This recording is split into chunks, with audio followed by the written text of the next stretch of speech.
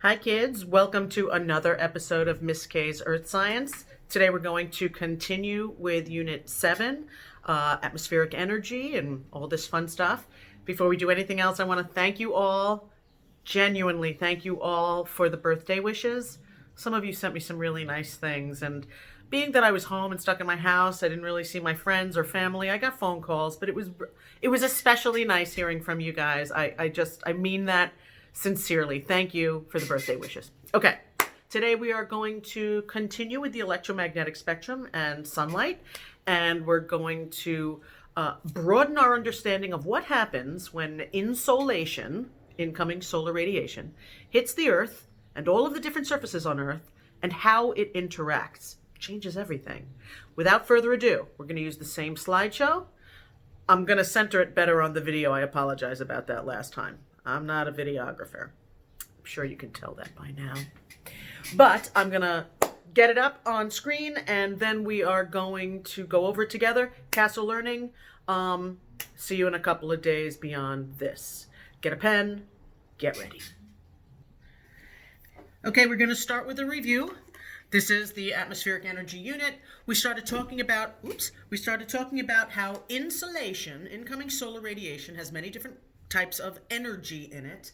But it starts with sunlight, and sunlight is white light, which can be separated using a prism into the spectrum of colors, into all the different colors. And again, the only difference between red, orange, yellow, green, blue, indigo, violet is its wavelength. Not for nothing, if you haven't downloaded Dark Side of the Moon by Pink Floyd yet, you should. That's part of your extended education. Everybody should know this album. It's just that cool. Okay. Rainbows, electromagnetic energy. Please remember that sunlight is radiation. Gamma rays, X-rays, ultraviolet, infrared, radio waves, microwaves. They are all forms of radiation. They all come from the sun, and the only difference is their wavelength. Please remember that insolation is short for incoming solar radiation, and all this energy reaches us by waves. The only difference, of course, is the wavelength, which is the distance from crest to crest or trough to trough. So these are longer waves, red. Purple is shorter waves, violet. Please remember that long waves have low frequency. Only a couple will pass a given point per second. That means they have low energy. Whereas short waves, distance from crest to crest is shorter, they have a higher frequency. More will pass a point in a given moment that gives it higher energy. This is on your reference table. You did some questions on it. I gotta say, most of you did pretty good. Good job. Okay? This is all just review, different wavelengths. All right. This is where we're starting today. Of that energy that comes from the sun, make that a little closer. All right, of that energy that comes from the sun, four things can happen to it. Four things can happen to incoming solar radiation, to insolation. And those four things are, it can be reflected, it can be absorbed, it can be refracted, or it can be scattered. As that sunlight, as that insolation travels through the atmosphere and tries to get to the surface of the Earth, by the way, not all of it does, thankfully, otherwise we'd be cooked. As it goes through the atmosphere, when it gets to the surface, some will be reflected, some will be absorbed, some will be refracted, and some will be scattered. Well, what does that even mean? First, let's start with reflection. Most of you understand what reflection is because you've looked at yourself in a mirror. Reflection is simply when light bounces back, when it bounces off. This happens to also be why we perceive color. It's because of reflection. So here's a lovely scene in the mountains. Here's a mountain in the background to some woods. And this is a lake. And it is reflecting rather beautifully. It's very still. There's no wind, therefore there's no waves. And so you can see this beautiful reflection of the mountains in the lake water. This is how a mirror works, by reflection. And lots of things reflect. Lots of things kind of are shiny, if you will. Shiny is a type of reflection. So I have a tape measure here. I don't know. It's just here. And this little metal area has that shine. You catch that shine? That's reflection. I think most of you understand what reflection is. But I want to explain why that is the way we perceive color. When we have eyes, most of us do, thankfully, they perceive color in a specific way. So let me show you. Color, this lovely colorful image right here, is the result of reflection. Well, how? Back here there are some red objects. Here's this orange ball and whatever. If we perceive something as being red, red objects reflect the red wavelength and they absorb everything else. So when we go outside and we're in the sun is a combination of all those colors. It's white light. We call that white light. But when that sun is shining on a red ball or a blue flag or something, what we are perceiving is because that particular wavelength is being reflected by that object, and all the other wavelengths are being absorbed. Here I have some white out, and it's clearly yellow, right? That's because right now this is absorbing every color except yellow, and it is reflecting yellow, and so we perceive it as yellow. All right, here's a hair rubber band. It's green. The reason it looks green is because it's reflecting green and absorbing all the other wavelengths. Absorption is the second thing that happens to light. Number 1 is reflection. Number 2 is absorption. Some of that energy is being taken in. Can't see it. It's being absorbed. The stuff that is not being absorbed, that is reflected, that's what we perceive as color. Okay? So remember, color is the result of reflection. Here's how. This looks like a rainbow, but remember that a rainbow is really white light. White light is a combination of all the colors. It says white light, which is all the colors combined, white light. So red, orange, yellow, green, blue, indigo, violet shines on your outfit. Let's say you're wearing a red shirt and some turquoise shorts. What we perceive as this is because of reflection. The shirt absorbed all these colors except red, and so we receive that as red reflection. These shorts absorbed all these other colors except this shade of blue, and it reflected blue. Color is the result of reflection. Isn't that cool? This is how your eyes work. Reflection of light. Now, it's not as simple as reflection and absorption. Those happen everywhere, to everything. One or the other will occur, and it's usually a combination of both. Let's go back to this for a second. It's a combination of both. Some reflection, some absorption. Some reflection, some absorption. Well, what about when it's happening outside? All of that is still happening. So why do we perceive something as white or black? Well, white has to do with reflecting all the wavelengths. I'm going to say that again. White, when you perceive this as white, this piece of paper is reflecting every wavelength of light, and we perceive it as white. Every wavelength is being reflected, just like sunlight. It doesn't look like it's coming in colors, but it is. But together, it makes white light. When we see white, there are no wavelengths being absorbed. All the wavelengths are being reflected. We perceive that as white. Now, interesting that right around this, the edge of the Chromebook, you could see black. Well, what is black? Black is the absence of light. Black is the absence of light. Why? Because of one of two things. In the case of daylight or a shiny light room like this, black is absorbing every single color of light. And so when it absorbs everything and reflects nothing, we perceive that as no light. And no light is black, what we envision as black. That's why at night, when you turn off all the lights, it's kind of black. That's why you could look under your bed and it looks really black. Or into the back corner of your closet. There is no light back there, so it appears black. So you either have no light, that's black, or you have light, but it's shining on an object that is absorbing all those wavelengths, and we perceive that as black. Isn't that fascinating? Now, it comes to more than that. If in the case of nature, here's a beautiful wintry, snowy mountain scene. The snow is reflective, and it too is reflecting all the wavelengths. That's why it looks white. This is black pavement. And if you've ever walked on pavement in your bare feet like this poor guy is doing, you know what happens in the sunlight to the road, to blacktop. It gets hot, right? When something absorbs energy, light energy to be specific, it changes to heat. It changes to heat. Light, when it is absorbed, changes to heat. Does that make sense? There's something else to it. Perhaps you've had your mom ask you about what you're wearing on a summer day. Oh, don't wear that.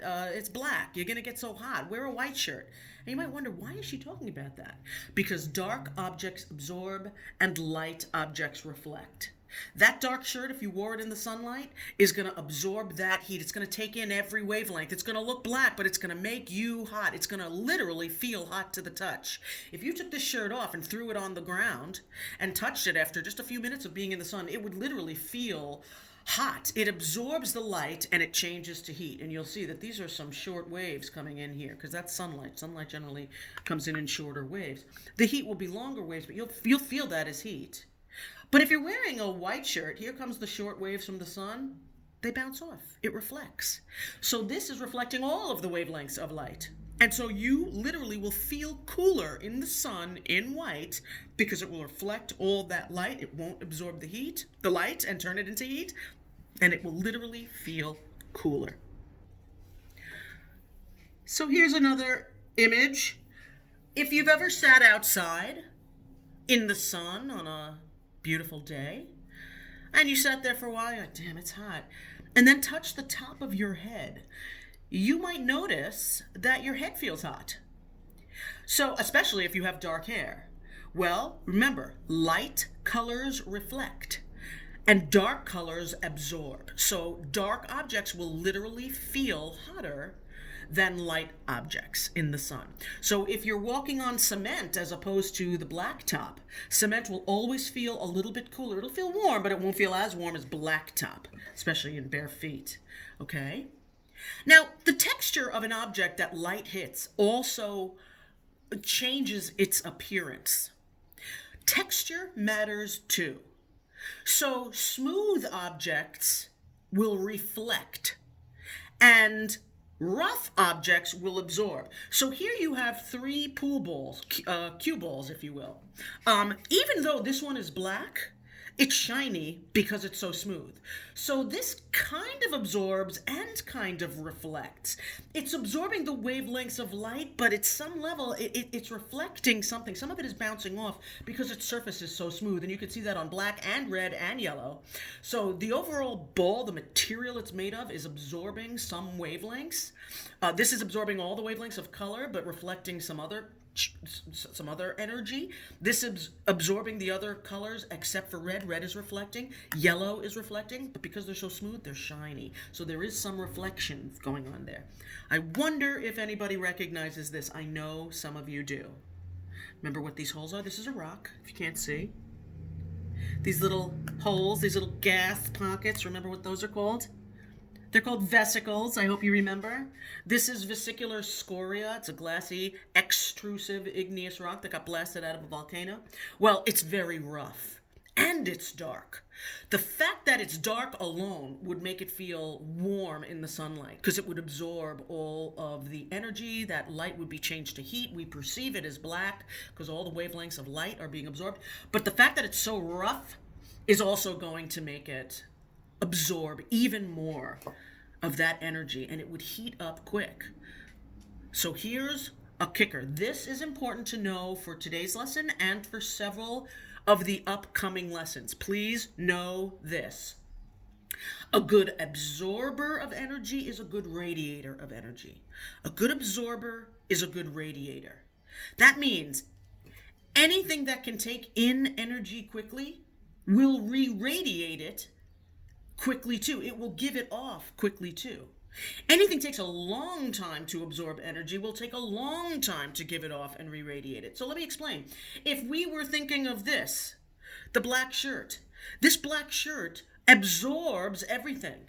A good absorber is a good re-radiator. So picture taking this black shirt, leaving it outside in the sun, for an hour. You go outside to get it because you forgot your shirt. And when you pick it up, it feels warm. You bring it in, you put it down, and you touch it, I don't know, a minute or two later. That shirt will have cooled off. A good absorber is a good re-radiator. Anything that takes it in will give it back very quickly. The white shirt, it's not going to feel cool to the touch, but it's not going to feel as hot as the black shirt.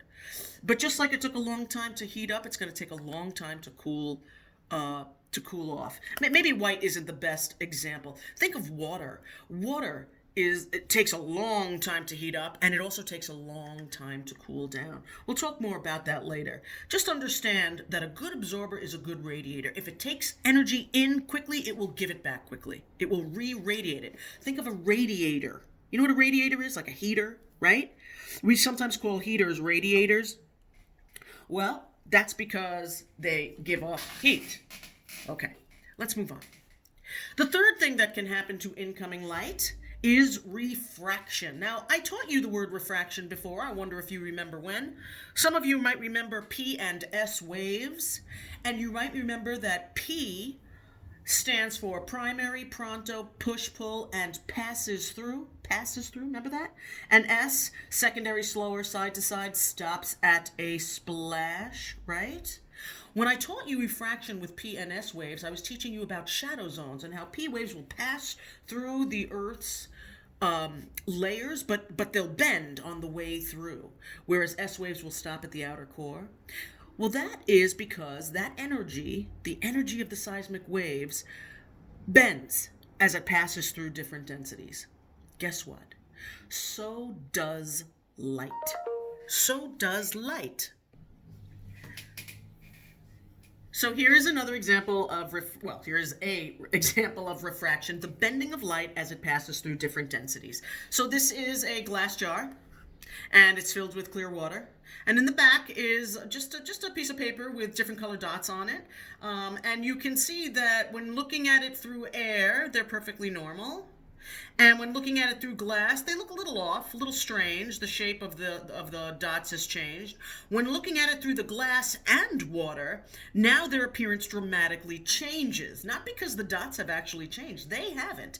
It's just that the light passing through the air has one density, and the light passing through the glass has another density, and the light passing through the glass and the water, and the air, I might add, has a totally different appearance because the light just bends and it makes these dots appear stretched. Perhaps you've seen this before. It's not because her eye is really that big, it's because the light is refracting, right? She's got a magnifying glass in her hand, which makes what she's looking at appear larger and what makes her eye appear larger to anybody on this side of the glass, right? Because the glass and the air together have a different density. That light refracts, it bends and it stretches, and it makes it appear larger. That's refraction. Here are two more lovely examples of refraction. Here are, in the background, there are two champagne flutes, one filled with red fluid, one filled with yellow fluid, and in front they put a red wine glass filled with water. And that water, because of its different density, bends the light so much that suddenly the yellow appears on the left and the red appears on the right. It's not there, you know that. It's just that we are looking at that light through different densities. And so that's how it appears. Same thing here. Green wine bottle in the back, two wine glasses in front filled with water. It bends the light. So the green of the bottle appears off to the sides. And in fact, the center looks like it has a hole in it. It doesn't. This is refraction.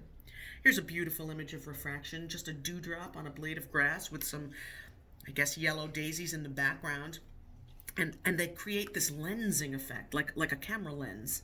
And it just makes this beautiful refraction, and it bends the light and captures the whole scene in that little dewdrop. Of course, an orange in a bowl of water. The bottom of the orange is not this big. It just looks that way because the light is bending. This is the most famous refraction picture. If you ever wanted to Google refraction, I know you're dying to. If you ever wanted to Google refraction, they always come up with the straw. So in the air, it looks the way it looks. In the glass, it looks a little fatter. In the glass plus water, it looks fatter and broken. Fatter and broken and at a different angle. You see right here, there's a different angle. If you ever saw the movie Castaway with Tom Hanks, when he was trying to catch a fish the first time with a spear, he kept missing because he couldn't calculate for the refraction. But after a while on the island, he managed. All right? Refraction. It's not bent. It's not fatter. It just looks that way. This is a very cool image of refraction. Black and white piece of paper, the light bending as it passes through these glasses of water. Very cool.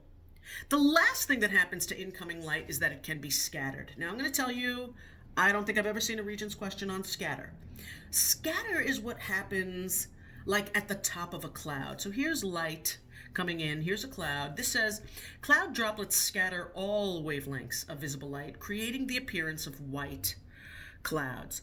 And that's also why, even on cloudy days, it's still light out. It's light out, it's just not sharp, direct sunlight. It's still light, like today is a cloudy day, but it is still light out, and that light is everywhere. Those clouds help to scatter in all direction because these individual droplets of clouds just send the light in different directions, sort of like the lens of the dewdrop effect. This is basically dewdrops just high in the atmosphere, and it sends that light everywhere, sort of like a disco ball does. Or a crumpled piece of aluminum foil might reflect in different ways, right? So, let's review. Brief key points. The electromagnetic spectrum and its various forms of radiation differ only by wavelength. Number 2, insolation is short for incoming solar radiation. This is the electromagnetic spectrum. I abbreviated here, electromagnetic spectrum, which is various forms of radiation energy from the sun. Again, white light can be separated by a prism into the rainbow of colors and only differs by wavelength again. Insolation, that incoming light will either be reflected and bounced off of objects. This is what gives us color. Absorbed. This is partially what gives us color. It absorbs some, and what's not absorbed is reflected, giving us color. This will also change light to heat. This is why your black shirt feels hot. It can be refracted or bent as it goes through different densities, like air and water here on Earth, like glass, like different rocks that are clear. Or it can be scattered, go in all different directions. Please remember that if objects are light, they will reflect. If they are smooth, they will reflect. If they are light and smooth, they will reflect. Guess what? Even if it's dark, but it's smooth, it will also reflect. If it's dark, though, it will absorb more. If it's dark and rough, it will absorb even more. And rough surfaces will absorb, even if it's lighter in color. If it's rough, think of the sand on the beach. It's rough, but it's kind of light, but it still feels warm in the sunlight, right? So the texture matters and the color matters as to whether it will reflect or absorb energy. Okay? And finally, a good absorber is a good radiator. Anything that's good at taking energy in is also good at giving it up. And that is the end of today's. That's it. So I'm going to put Castle Learning questions up. If you have any questions, hit me up. I want to reiterate that you can have a private face-to-face with me anytime you want, as long as you just kind of hit me up. Right? Let me know, like, Miss Kat, I really need to talk to you. Can we talk? If I'm available then, the answer is yes. Give me 2 minutes. I'll get my thing set up. We'll talk. We'll exchange numbers. However we want to do it, we could do it on Google Meet. But the answer will be yes, okay? So as long as it's a reasonable time of day or evening, I'll do evening because I know you guys are sleeping late and staying up late. Anytime you want, but Wednesdays are mandatory. We have to see each other. We have to talk about things, okay? Any questions, hit me up on Remind or email, and see you in a couple of days.